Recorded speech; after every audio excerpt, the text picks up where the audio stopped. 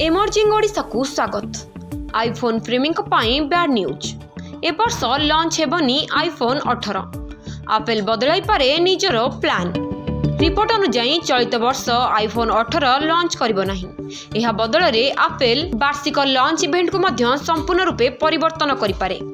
गत किछि वर्ष धरी कंपनी एका सांगरे एहार प्रो एवं स्टैंडर्ड मॉडल गुडी को लॉन्च करिछि। कंपनी एबे एही धारा भांगी पारे। आईफोन 17 लाइनअप पाई उत्कृष्ट प्रतिक्रिया सत्ते आईफोन 18 लॉन्च को विलंब करि पारे।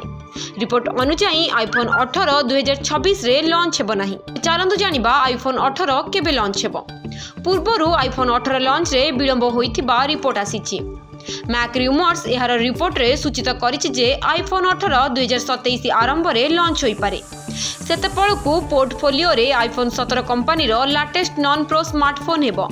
यह प्रथम थर हेबो जेतबेले एप्पल गोटे वर्षरु अधिक समय पाही एहार स्टैंडर्ड लाइनअप रिफ्रेश करिबो नाही। गत दशंधि धरी कंपनी प्रति सेप्टेम्बर रे एहार लाइनअप लॉन्च करिछि।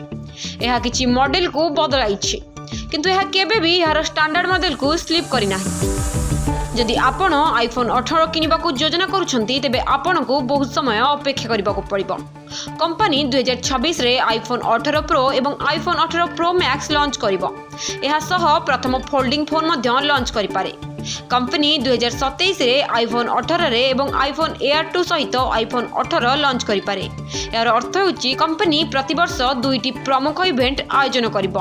गोटे इवेंट आईफोन 18 प्रो एवं आउ गोटे आईफोन 18 प्रो मैक्स लॉन्च करिबो। ए फोन गुड़िक सेप्टेम्बर 2026 रे लॉन्च हेबो बोली कुहा जाउछि।